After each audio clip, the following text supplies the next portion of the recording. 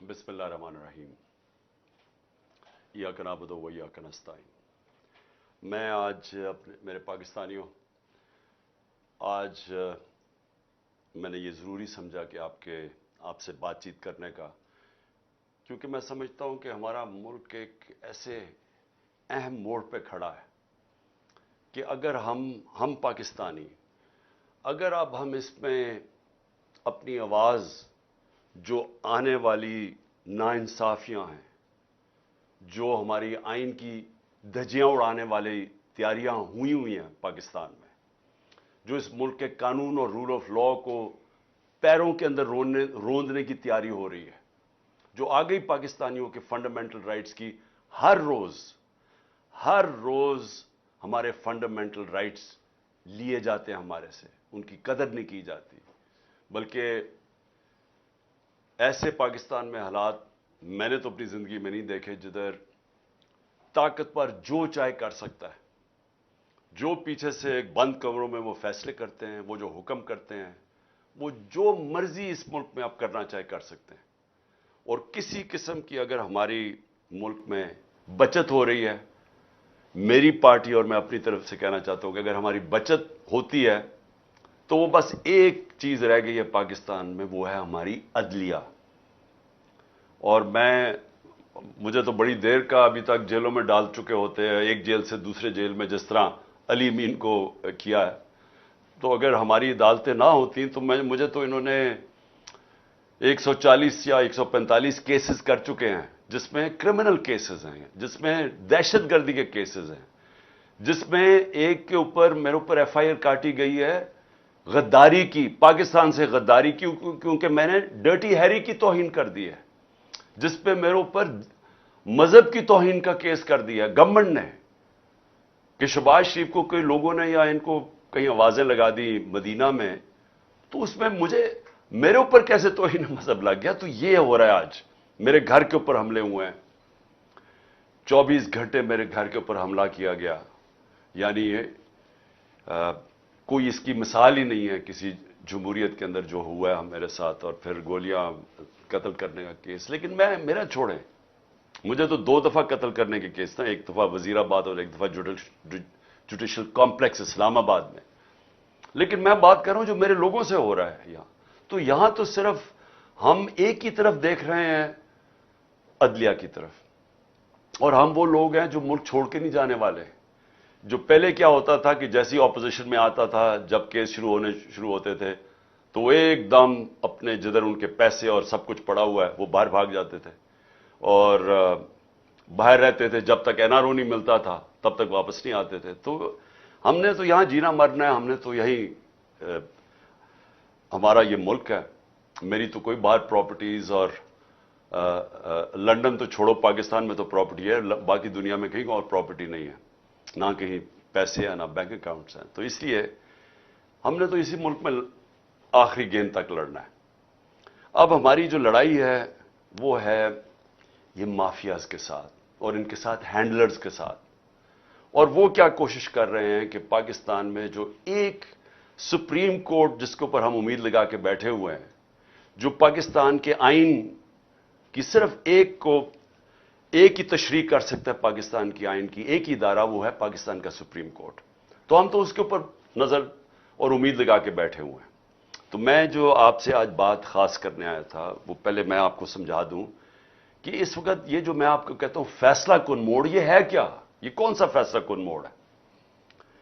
देखिए, हमारी हुकूमत गिराई, बंद कमरे में एक घोड़े सवार ने फैसला किया, घोड़े के ऊपर सवार बैठा हुआ था, फैसला किया कि इमरान खान बड़ा खतरनाक है और वो शहबाज शरीफ बहुत बड़ा जीनियस है, और उसके साथ फिर इसहाक डार दूसरा जीनियस है, तो इसको हटा के उनको लेके आओ। तो चलती हुई इकोनॉमी को, जो खुद पाकिस्तान की इकोनॉमिक सर्वे जो इस हुकूमत ने पिछली मई के अंदर शाया की, उसके अंदर आप देख लें तो 17 साल में पाकिस्तान की बेहतरीन माशी परफॉर्मेंस थी।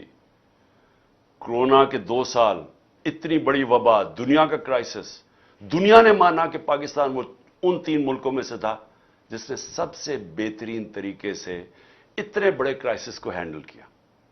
یہ دنیا نے مانا ہے. World economic forum, world health organization. آپ امریکہ کا جو پچھلا فائنانس سیکٹری تھا جو ٹرمپ کے زمانے میں, اس نے کہا, یا اس سے ٹرمپ سے پہلے پریزیڈنٹ کے زمانے, اس نے کہا کہ اگر امریکہ پاکستان کی طریقہ پہ چل پڑتا جس طرح پاکستان نے اس وبا کا مقابلہ کیا ہے, تو پتہ نہیں کتنا 10,000 ارب ڈالر کا امریکہ کا بچ جانا تھا. سو ہم اپنی بات نہیں کر رہے, دنیا نے اکنالج کیا, ہمارا جو احساس پروگرام دنیا نے اکنالج کیا کہ جس طرح ہم نے اپنے لوگوں کو بچایا, جو کیونکہ کرونا کے لاک ڈاؤن سے نچلا طبقہ پس گیا, غربت ساری دنیا میں بڑھ گئی, تو پاکستان کی مثال دی جاتی تھی جس طرح ہم نے احساس پروگرام سے, اور اپنے پھر اسٹیٹ بینک نے بھی کیسے ہم نے اپنی انڈسٹری کو بچایا, اپنے لوگوں کو بچایا. تو یہ تو دنیا نے اکنالج کیا ہے. اب ہمیں ہٹایا جاتا ہے. ہر چیز ریکارڈ پہ تھی, ایکسپورٹس, ریمیٹنسز یعنی آمدنی, ڈالر کی آمدنی ریکارڈ پہ تھی, ہمارے ٹیکس کلیکشن ریکارڈ تھا, ہماری انڈسٹری 17 سال کے بعد 10% پہ لارج سکیل مینوفیکچرنگ آگے بڑھ رہی تھی.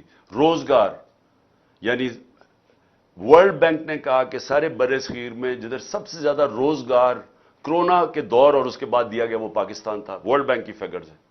تو ہم آگے بڑھ رہے تھے, ہماری ٹیکسٹائل انڈسٹری بڑھ رہی تھی, ہماری جو کسان تھا 4.5% پہ ہمارا ایگریکلچر گرو کر رہا تھا. تو جب اس نے جناب جنرل باجوہ صاحب نے فیصلہ کیا کہ اب اس کو حکومت کو گرا دینا چاہیے, اور اصل میں جو ان کی بڑی پسندیدہ شہباز شریف کو وہ لے آیا. تو جب وہ لے کے آیا, میں نے اس سے پہلے کوشش کی اس کے لانے سے کہ پاکستان میں الیکشنز ہو جائے, پاکستانی عوام فیصلہ کرے کہ وہ کس کو چاہتے ہیں, بجائے یہ کہ سندھ ہاؤس کے اندر ایک منڈی لگے اور اس منڈی میں 20-20, 25-25 کروڑ دے کے لوگوں کو خریدا جائے اور گورنمنٹ گرائی جائے. اور جو پھر جنرل باجوہ نے جو استعمال کیا اپنی ایجنسیز کو, جو ہمارے جو تھے ایلائز ایم کیو ایم اور باپ پارٹی, ان کو ہمارے سے علیحدہ کیا گیا. وہ تو سب ساروں کو پتہ اس چیز کا. لیکن ہوا کیا پاکستان میں اس لیے کہہ رہا ہوں کہ میں نے تب تجویز کی کہ الیکشنز کروائے جائیں. یہی سپریم کورٹ کے ججز کو, جن کو برا بھلا یہ نون لیگ کہہ رہی ہے اور ان کی نیچے گر کے ان کے خاندانوں کے اوپر جو گند اچھال رہی ہے, اسی سپریم کورٹ نے تب سو موٹو ایکشن لے کے ہماری گورنمنٹس انہوں نے بحال نہیں, الیکشنز انہوں نے مسترد کر دیے, اور انہوں نے ان کو شہباز شریف کو بحال کروا دیا. مجھے تکلیف ہوئی, 12 بجے عدالتیں کھلنے کی مجھے تکلیف ہوئی, بہت ہوئی. لیکن ایک دفعہ بتائیں کہ میں نے سپریم کورٹ کی ججز کی کسی کی تنقید کی ہو, ہم نے قبول کر لیا فیصلہ. لیکن یہ دیکھ لیں کہ اس کے بعد ہوا کیا پاکستان سے. اب 1 سال ہو گیا ہے, اب سب کے پاس اب 1 سال کا ریکارڈ آ گیا. میں تب بھی کہتا گیا, بار بار میں کہتا گیا کہ دیکھیں یہ لوگ نہیں سنبھال سکیں گے, کیونکہ میں ان کو 40 سال سے جانتا ہوں. میں نے دیکھا ہے ان کو, پاکستان کو, پہلے ہمارے ساتھ ہمارے ہندوستان آگے نکلا 90 کی دہائی میں, بنگلہ دیش آگے نکل گیا پاکستان سے. یہ کوئی تصور نہیں کر سکتا تھا, ہماری طرح کے لوگ جنہوں نے پاکستان, ایسٹ پاکستان کو علیحدہ ہوتے دیکھا, کوئی تصور نہیں کر سکتا تھا کہ بنگلہ دیش پاکستان سے آگے نکل جائے گا. یا ہمیشہ یہ کہا جاتا تھا کہ ہمارے پر بہت بڑا بوجھ بنا ہوا ایسٹ پاکستان, وہاں ہمیں ان کو بوجھ اٹھانا پڑتا ہے. یہ عام یہاں باتیں ہوتی تھی. یہ سب سے زیادہ غربت بنگلہ دیش میں, اور یہ ہوا کہ بنگلہ دیش بھی 90 کی دہائی میں آگے نکل گیا جب سے یہ 2 خاندان آئے ہیں. ان کی دولت میں اضافہ ہونا شروع ہو گیا, ان کی بار پراپرٹیز بڑھنی شروع ہو گئی, قوم پیچھے جانا شروع ہو گئی. تو میں تب سے, جب میں نے اس جنرل باجوہ کو سمجھایا بھی کہ یہ نہیں سنبھال سکیں گے, گورنمنٹ نہ گرانا, اور پھر اپنے فائنانس منسٹر کو بھیجا, میں نے کہا آپ بھی سمجھائیں. وہ 2 گھنٹے بیٹھا رہا کہ ان سے سنبھالا نہیں جائے گا. اب سال کے بعد ہوا کیا, الیکشن انہوں نے نہیں کروائے. ہم کہتے رہے کہ ایک ہی طریقہ ہے کہ الیکشنز کروائیں. کیوں الیکشن کروائیں؟ جیسی آپ نے الیکشن کروائیں گے سیاسی استحکام آئے گا, پولیٹیکل سٹیبلٹی آئے گی. پاکستان کی جو اکانومی بیٹھنے شروع ہو گئی تھی ایک دم ایک افراتفری مچ گئی پاکستان میں, پولیٹیکل انسٹیبلٹی آ گئی. ایک نئی گورنمنٹ آ گئی, اس کو سمجھ ہی نہیں تھی. انہوں نے شروع میں جو فیصلے کیے ان کو تو سمجھ نہیں آ رہی تھی کیا کرنا ہے, کیونکہ یہ دونوں دفعہ 99 میں بھی اسحاق ڈار بینکرپٹ چھوڑ کے گیا پاکستان, اور 2018 میں بھی پاکستان کی تاریخ کا سب سے بڑا بیرونی خسارہ تھا جس کو کرنٹ اکاؤنٹ ڈیفیسٹ کہتے ہیں, تاریخی تھا. تو انہوں نے اب کیسے ٹھیک کرنا تھا؟ تو جو چلتی ہوئی اکانومی تھی 6% پہ گرو کر رہی تھی, جو سارے ٹارگٹس ہم آگے نکل گئے تھے اپنے ٹارگٹ سے, اور وہ اکنامک سروے میں لکھا ہوا ہے, اس اکانومی کو انہوں نے ان کے ہاتھ میں ڈال کے تو وہ نیچے جانا شروع ہو گئی. میں بار بار کہتا رہا کہ ابھی بھی الیکشن کروا لو, کیونکہ الیکشن سے اس ملک کے اندر پولیٹیکل سٹیبلٹی آئے گی اور پھر اکانومی ٹھیک ہوگی. میرے اوپر ہر قسم کے الزامات لگائے گئے. ایک میں نے انٹرویو دیا, میں نے کہا ہم ڈیفالٹ کرنے چلے جائیں گے اگر ابھی نہ انہوں نے کچھ کیا. انہوں نے کہا اس کے اوپر غداری کا پرچہ کرو. تو غداری کے خیر تو پرچے ہو چکے ہیں میرے اوپر. ایک توہین ڈرٹی ہیری کی وجہ سے میرے اوپر غداری کا پرچہ ہو گیا کہ میں نے پاکستان سے غداری کر لی ہے. تو ہوا کیا, ہم الیکشنز کرتے رہے. انہوں نے آخر میں کہا کہ جی اگر آپ کو الیکشنز چاہیے تو آپ اپنی گورنمنٹس کرا دیں, اپنی گورنمنٹس ڈیزالو کر دیں. میں یہ چاہتا ہوں آپ ذرا یہ منافقت دیکھیں جو ہوئی ہے میرے سے اور پاکستان سے. آئین کے اندر بڑا واضح تھا کہ جب بھی اسمبلی ڈیزالو کی جاتی ہے تو 90 دن کے اندر الیکشن ہونا ہے. یہ میں آپ کو واضح کر دوں, کوئی پاکستان کا قانون دان, لائر, جج سب اس چیز پہ متفق ہیں کہ جیسی اسمبلی آپ کی ڈیزالو ہوتی ہے 90 دن میں الیکشن ہونا ہے. ایک پاکستان کے وکیل نے اس کے خلاف ابھی تک بات نہیں کی. کسی سپریم کورٹ کے جج 15 کے 15 جج کسی نے یہ نہیں کہا کہ 90 دن سے آگے الیکشن جانا چاہیے, کیونکہ آئین ہے اور یہ سب سے بڑا فنڈامنٹل رائٹ ہے. فنڈامنٹل رائٹ جو بنیادی حقوق ہوتے ہیں ان میں سے جو سب سے امپورٹنٹ ہے وہ ہے رائٹ ٹو ووٹ, کہ میں اپنی ووٹ سے اپنے ملک کے اندر فیصلہ کروں کون سی حکومت آئے گی. یہ میرا بنیادی حق ہے, سب سے باقی حقوق میں سے نمبر 1 پہ یہ ہے. تو جب ہم نے اپنی گورنمنٹس تحلیل کی تو میں پہلے ذرا یہ ان کے کامنٹ سن لیں آپ, کہ جب میں یہ کہہ رہا تھا تو ہمیں بار بار انہوں نے طنز کیا کہ اگر الیکشن چاہتے ہیں تو آپ اپنی حکومت ڈیزالو کر دیں. تو یہ ذرا پہلے آپ دیکھ لیں خود ہی کہ انہوں نے کیا کہا تھا. تو توڑیں پنجاب اسمبلی, توڑیں کے پی کے اسمبلی اور چلے جائیں الیکشن میں. میں انہیں گارنٹی دیتا ہوں, ان کو انشور کرتا ہوں کے پی کے اور پنجاب اسمبلی توڑ دیں. میں انہیں کہتا ہوں کہ دیر ول بی نو ضمنی الیکشن. ایسی صورت میں جنرل الیکشن ہوگا. خیبر پختونخوا اور پنجاب کی حکومتوں کو ڈیزالو کر دیں, وہاں تو آپ کی حکومتیں ہیں, آپ ڈیزالو کر دیں تو آپ یقیناً انتخابات کے مطالبے کے حق میں ایک قدم آگے بڑھیں گے. پنجاب کی اسمبلیاں تحلیل کر دی جائیں اور کے پی کی اسمبلیاں تحلیل کر دی جائیں تو خود بخود ہم الیکشن کی طرف چلے جائیں گے. اگر عمران خان کو واقعی شوق ہے الیکشن کروانے کا, ان کے تو بہت آسان طریقہ ہے. خیبر پختونخوا اسمبلی, پنجاب اسمبلی, کشمیر کی اسمبلی, گلگت بلتستان کی اسمبلی توڑ دیں, آج الیکشن ہے. اگر آپ الیکشن چاہتے ہیں تو پھر دھرنے کی کیا ضرورت ہے؟ توڑیں کے پی کی حکومت, توڑیں پنجاب کی اسمبلی, توڑیں جی بی کی اسمبلی, توڑیں اے جے کے کی اسمبلی, ختم بات. تو توڑیں.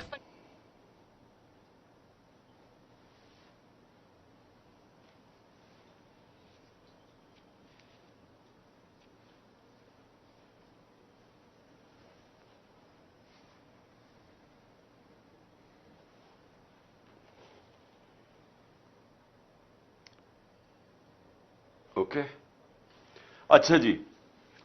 تو یہ اب آپ نے دیکھ لیا کہ یہ تب تھا جب ہم نے اپنی اسمبلیز تحلیل نہیں کی تھی. جب اسمبلیز تحلیل کی تو کیا ہوا, ایک دم شور مچ گیا کہ جی یہ الیکشن تو ہوں گے ہی نہیں. سب نے مل کے شور مچا دیا الیکشن نہیں ہوں گے. انہوں نے جو الیکشن کمیشن نے جو سب سے زیادہ بددیانتداری کی, جو اس نے بے ایمانی کی, کہ اس نے دونوں جب کیئر ٹیکر گورنمنٹ ہم نے بنائی تو اس نے وہاں فضل الرحمان کے لوگ بٹھا دیے پختونخوا میں, اور پنجاب کے اندر شہباز شریف کی حکومت لے آیا. یعنی سارے ان کے آفیسر سب لوگوں کو اوپر بٹھا دیا. اور اس کے بعد وہ حکومتیں, یہ جو کیئر ٹیکر ہے اس کا کام تھا الیکشن کروانا, وہ کیئر ٹیکر الیکشن کی بات نہ کرے. ہمیں جانا پڑا سپریم کورٹ میں. سپریم کورٹ کا واحد ادارہ کا کام ہے کہ تشریح کرے آئین کی. سپریم کورٹ نے فیصلہ دے دیا 4 اپریل کو کہ جناب پنجاب کی حکومت, پنجاب میں الیکشن ہوں گے 14 مئی کو. ہم نے تیاری کرنی شروع کر دی. ہم نے جس دن تیاری کرنی, ہم نے اپنی الیکشن کیمپین اناؤنس کرنی تھی, تو انہوں نے آ کے ہمارے اوپر حملہ کر دیا.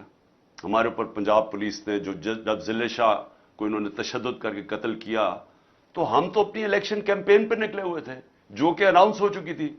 انہوں نے صبح کو وہ دفعہ 144 لگائے جو لگا ہی نہیں سکتے ایک دفعہ الیکشن اناؤنس ہو جائیں, اور ہمارے اوپر انہوں نے حملہ کر دیا, ہمارے پہ کیسز کر دیے.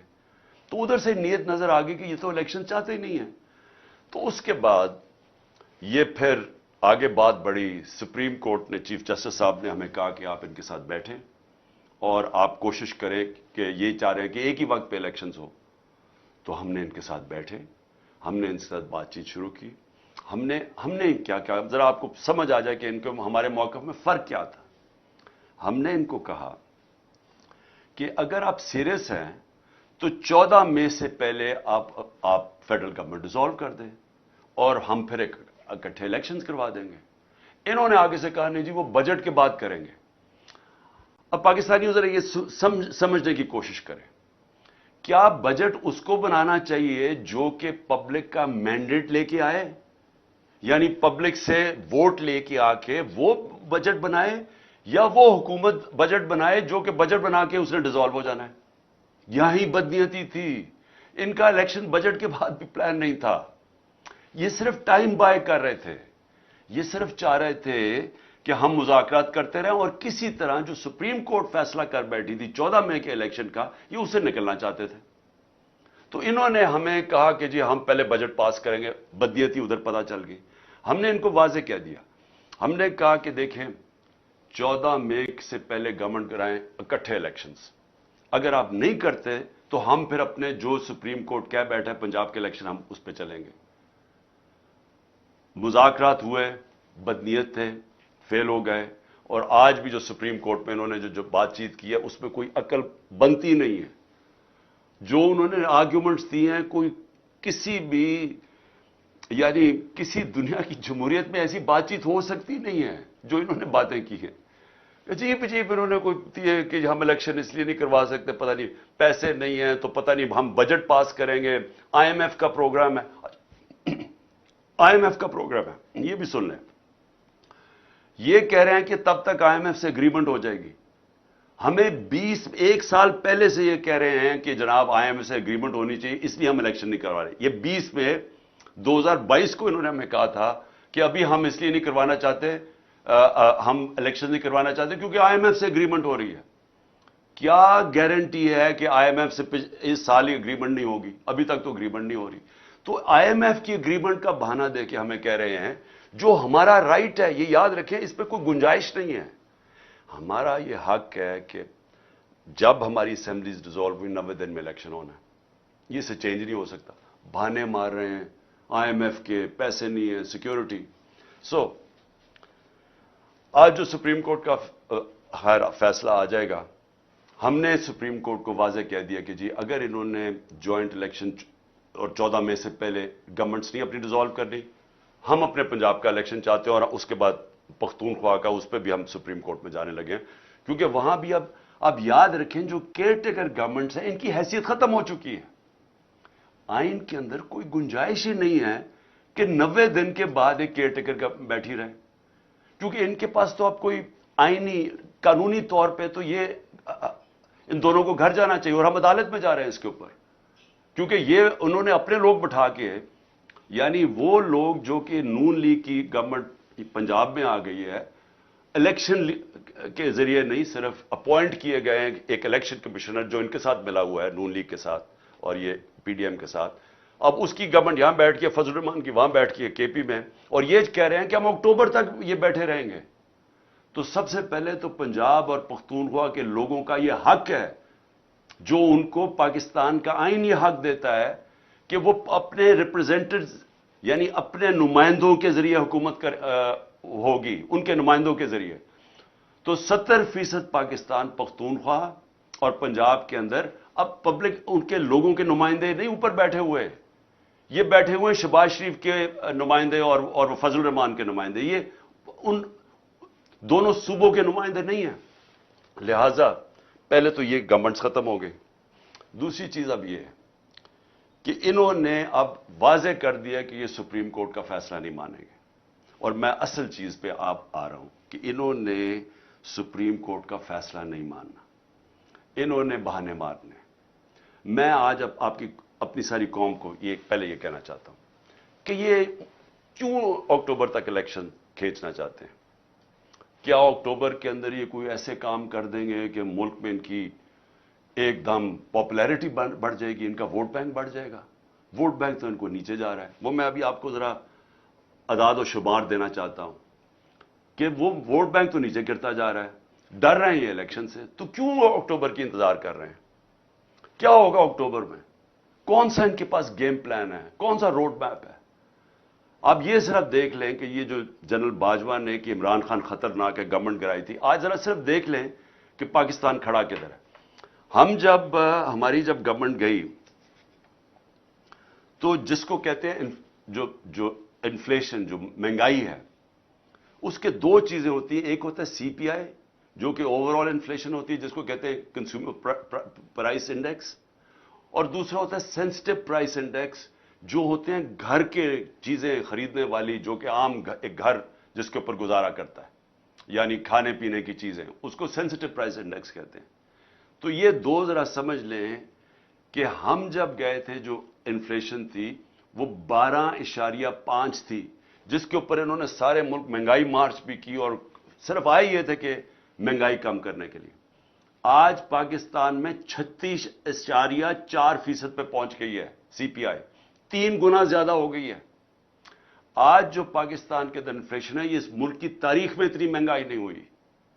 اور جو سینسٹیو پرائس انڈیکس ہے وہ 48.4% پہ پہنچ گئی ہے, تقریباً 50% پہ پہنچ گئی ہے. جو کھانے پینے کی چیزیں ہیں, یہ عام گھر کے اندر لوگوں سے آج پوچھیں ان کے اوپر کیا گزری ہے, اس لیے بھاگ رہے ہیں الیکشن سے. آج تنخواہ دار طبقہ پاکستان میں رل گیا ہے. میں آپ کو صرف یہ بتا دوں کہ اگر بینک میں آپ کے پاس 100 روپیہ پڑا تھا سال پہلے, اگر اوور آل انفلیشن کی بات کرتے ہیں نا کہ جو ٹوٹل مہنگائی ہوئی ہے, تو آپ کا 100 روپیہ صرف 63 روپیہ بچ گیا ہے. باقی اس میں سے پیسہ نکل چکا ہے مہنگائی کی وجہ سے. آپ اس کی خریدار کی پاور صرف رہ گئی ہے 63 روپے. سال پہلے 100 روپیہ, آج 63 روپے. اور اگر کھانے پینے کی چیزیں جسے کہتے ہیں سینسٹیو پرائس انڈیکس, جو عام لوگ گھروں میں استعمال کرنے کی جو ضروری چیزیں ہوتی ہیں, وہ اگر آپ کے بینک میں 100 روپیہ پڑا تھا سال پہلے, آج صرف 52 روپیہ کی اس کی خریدار کی پاور رہ گئی ہے. 100 میں سے صرف 52 روپے کی چیزیں اب آتی ہیں جو 100 روپے کی آتی تھی ایک سال پہلے. یہ جنرل باجوہ کا تحفہ تھا کہ انہوں نے جو ہماری گورنمنٹ گرا کے یہ لوگ لے کے آئے. اور اس کے بعد آگے چلیں, جو اب ہمارا مسئلہ کیا, سب سے بڑا مسئلہ کیا ہے کہ ہمارے پاس ڈالرز کم ہوتے ہیں. تو جو سب سے بڑی کوشش ہوتی ہے کہ ڈالرز کی انکم بڑھائی جائے تاکہ آپ کے ریزرو بڑھیں, تاکہ آپ کا روپیہ مضبوط ہو. تو جب ہمیں انہوں نے گرایا تھا تو ریکارڈ ڈالرز آ رہے تھے پاکستان میں, یعنی ہمارا جو ریمیٹنسز تھی جو پاکستانی بھیجتے تھے وہ 31 ارب ڈالر تھی, اور جو ایکسپورٹس تھیں وہ 33 ارب ڈالر پہ پہنچ گئی تھی. ایک سال کے بعد, یعنی آپ کے پاس ڈالر ہمارے پاس آئیں گے تو ہم قرضے اپنی قسطیں واپس کریں گے نا, ہماری آمدنی میں اضافہ ہوگا تو اپنے جو قرضے چڑھے ہوئے ہیں ڈیفالٹ سے بچنے کے لیے. ایک سال کے اندر ایکسپورٹس جو گری ہیں اور جو ہماری ریمیٹنسز گری ہیں 5 ارب ڈالر کی گری ہیں. ایک سال میں کم ہو گئی ہماری آمدنی قرضہ واپس کرنے میں. جو آئی ایم ایف سے ہم کتنے پیسے مانگ رہے ہیں, 6 ارب ڈالر. تو ایک سال میں 5 ارب ڈالر تو یہاں کم ہو گئے ہماری آمدنی کے. تو پہلے آمدنی بھی کم ہو گئی ہے, ہماری انڈسٹری آدھی بند ہو چکی ہے. اس وقت حالات یہ ہیں کہ جو ہمارا ریونیو, جو ہم نے ریکارڈ پیسے اکٹھے کیے تھے ٹیکس میں, پچھلے مہینے 100 ارب روپیہ ٹیکس کم اکٹھا ہوا ہے, یعنی آمدنی بھی گر رہی ہے, یعنی ملک کو چلانے کے لیے بھی آمدنی گر رہی ہے. جو باہر سے ہمارے ڈالرز آتے تھے وہ بھی 5 ارب ڈالر ایک سال میں کم ہو گئے. اور آگے گیم پلان کیا ہے؟ میں پھر سے پوچھتا ہوں کہ مجھے اگر یہی کوئی بتا دے, اگر یہ کہنا جی کہ ہم اس لیے اکتوبر کے لیے تک انتظار کرنا چاہتے ہیں الیکشنز کا کیونکہ اکتوبر تک ہمارا یہ پلان ہے, اس سے ملک بہتر ہو جائے گا, میں یہ بھی اس کے لیے بھی ماننے کے لیے تیار ہوں. ان کے پاس تو کوئی پلان ہی نہیں ہے اکتوبر کے لیے. پلان کیا ہے؟ پلان یہ ہے کہ اس کو عمران خان کو جیل میں ڈالو یا اس کو قتل کرو, راستے سے ہٹاؤ. یہ لنڈن پلان ہے نواز شریف کے ساتھ جو پلان بنا ہوا ہے. دوسرا پلان ہے سختیاں کرو, ان کے لوگوں کو تشدد کرو, ان کو مارو, ان کو جیلوں میں ڈالو, ان کے اوپر کیسز کرو تاکہ سارا وقت یہ ایک عدالت سے دوسری عدالت میں جائیں. میں پھر سے کہا 145 کیسز کیے ہوئے ہیں.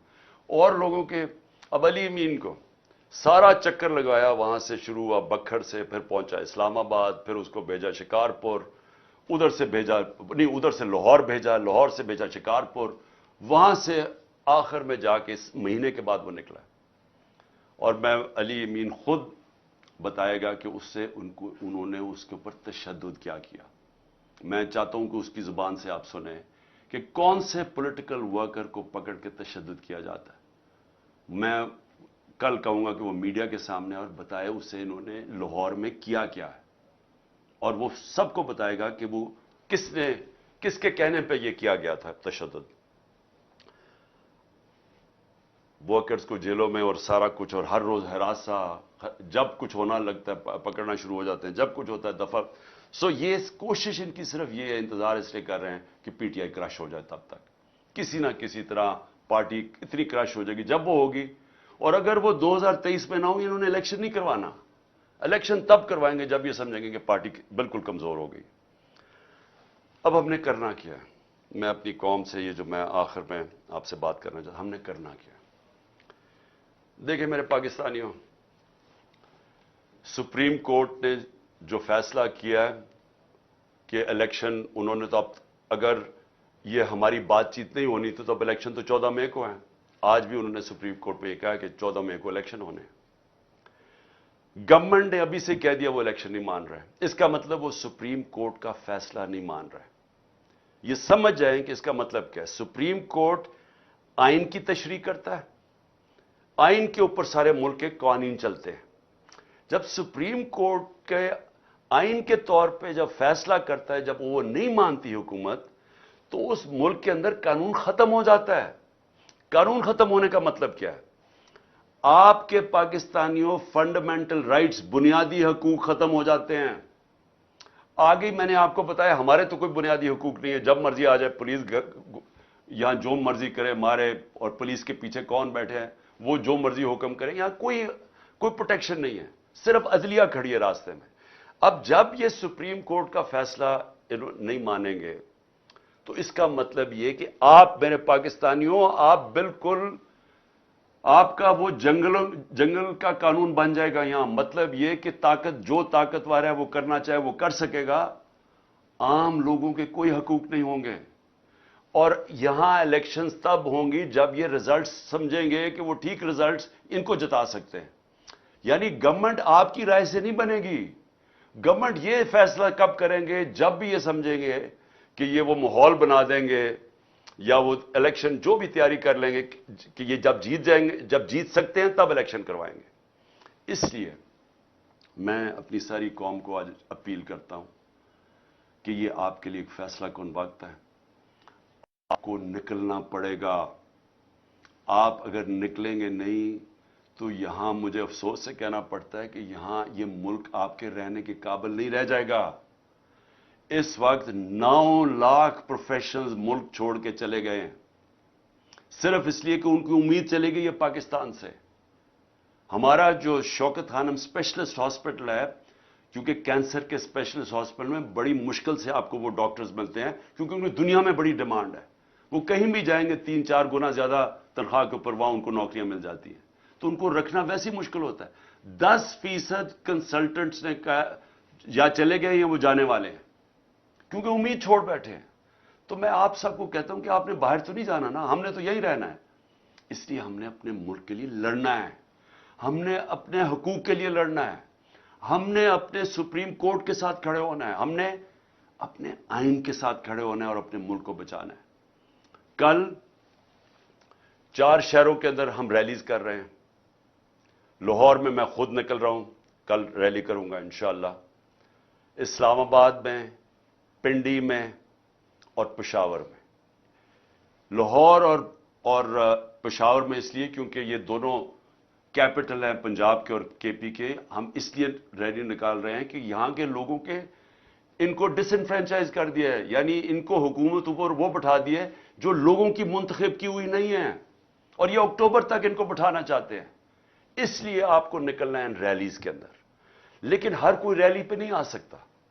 तो मैंने एक और सारे पाकिस्तान के लिए अब अपील कर रहा हूं, हम आपको पॉइंट्स देंगे सारे पाकिस्तान में, आपने सिर्फ अपने घर से निकल के 5:30 और 6:30 के दरमियान, मैं सिर्फ आपको यह कहता हूं कि अपने घर से बाहर निकलें, और वो आपकी यूनियन काउंसिल के अंदर हम हर जगह मुंतखब कर रहे हैं, आपने वहां निकलना है।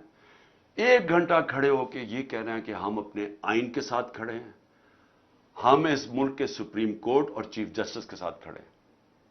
असल में आप अपने बच्चों के मुस्तकबिल के लिए निकलेंगे, क्योंकि उस मुल्क का कोई मुस्तकबिल नहीं है जहां आइन भी खत्म हो जाए और जहां कानून खत्म हो जाए और जहां आपका सुप्रीम कोर्ट खत्म हो जाए, उसका कोई मुस्तकबिल नहीं है। तो आपने सिर्फ एक पैगाम देना है इस मुल्क के सारे इदारों को, जो खुफिया काम करते हैं पीछे बैठ के, जो हैंडलर्स हैं और ये जो पीडीएम के लोगों को, इन सबको मैसेज देनी है कि कौम इस मुल्क में ये बर्दाश्त नहीं करेगी कि आप यहां कहें कि जनाब हम गवर्नमेंट मानती नहीं है सुप्रीम कोर्ट का फैसला और आइन को नहीं मानती। कौम खड़ी है उस चीफ जस्टिस के साथ जो आइन के साथ खड़ा है। और आपको मैं सब आज फिर से कह रहा हूं, आपने अपने घरों से बाहर निकल के, हमने बताया हुआ है कि कौन कौन से सेंटर है, मसलन ज़मान पार्क है, यहां सारे लोगों को मैं कह रहा हूं कि आप निकल के ज़मान पार्क में 1 घंटा खड़े हो जाएं, प्लेकार्ड खुद लिख लें कि हम अपने आइन और अपने कानून और अपने चीफ जस्टिस के साथ खड़े हैं। सिर्फ ये मैं आपसे ये कहता हूं, और हम 4 रैलीज भी निकालेंगे, और इंशाअल्लाह सारे पाकिस्तान ने एक पैगाम देना है इनको, ये जो पावर में बैठे हुए हैं, जो पावर नहीं छोड़ना चाहते और जो उनके पीछे बैठे हैं, कि कौम किधर खड़ी है। और ये मैं इसलिए आपको सबको कह रहा हूं क्योंकि ये हमारा मुस्तकबिल दाव पे है। हम कोई सारे बाहर नहीं मुल्क से जा सकते, हमने यहीं बैठ के अपने मुल्क के मुस्तकबिल के लिए और अपने बच्चों के मुस्तकबिल के लिए, हमने अपने हकूक के लिए, अपनी हकीकी आज़ादी के लिए यहीं बैठ के जंग लड़नी है। शुक्रिया।